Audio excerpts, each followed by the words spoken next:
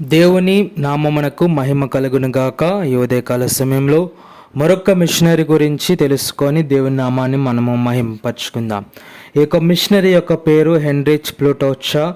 ఇతను 1676వ సంవత్సరంలో జన్మించినారు. ఇక హెన్రిచ్ గారు బెర్లిన్లోని ఫ్రెడరిక్స్ వెడ్రెన్స్ జిమ్నాసియంలో జోచిమ్ లాంగ్ రెక్టర్గా చేరి, ఆపై హోలీ విట్టెన్బర్గ్లోని మార్టిన్ లూథర్ విశ్వవిద్యాలయంలో వేదాంత శాస్త్రం కూడా అభ్యసించారు. అక్కడ అతను ప్రాంక్ ఫౌండేషన్ వ్యవస్థాపకుడు అయిన అగస్టు హెర్మాన్ ఫ్రాంకైతో పరిచయం ఏర్పడింది. సంభావ్య మిషనరీల కోసం డానిష్ రాజు ఫెడరిక్ IV నుండి వచ్చిన అభ్యర్థన మేరకు హెన్రిచ్ మరియు అతని సహచరుడు అయిన జిగెల్ బాల్గ్లను లాంగ్ సూచించారు.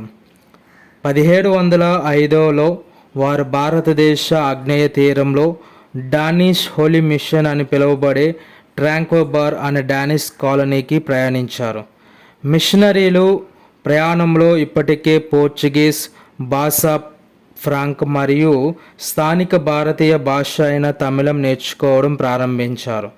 పెరుగుతున్న పనితో మిషనరీలు తమ సమాజ పనులను పంచుకున్నారు. హెన్రిచ్ తన ప్రత్యేక భాష నైపుణ్యాల కారణంగా పోర్చుగీస్ మాట్లాడే పారిస్మెన్పై దృష్టి సారించాడు మరియు తమిళ మాట్లాడే సమాజంపై జిగెల్ బాల్గ్ దృష్టి సారించాడు.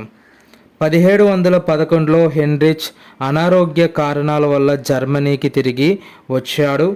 అక్కడ అతను తమిళంలో లూథర్ యొక్క స్మాల్ క్యాటకిజంను తీసుకువచ్చాడు మరియు మిషన్ అభ్యర్థనలకు ఆ భాషలో బోధించాడు. 1714లో అతను బీడెన్ఫ్లెత్ పాస్టరేట్ను పొందుకున్నారు. అక్కడ అతను 1750 వరకు పనిచేశాడు. 4 జనవరి 1752లో హెన్రిచ్ గారు మరణించారు. బర్తలోమస్ జిగెల్ బాల్గ్తో పాటు భారతదేశానికి వచ్చిన మొదటి జర్మన్ లూథరన్ పూజారిగా హెన్రిచ్ ప్లూటోచా గొప్ప పేరు ప్రఖ్యాతులు. దేవుని యొక్క పరిచర్యలో విశేషమైన కృషి చేసి ఆయన యొక్క పనిని ఆయన ముగించుకున్నాడు. ఆమేన్.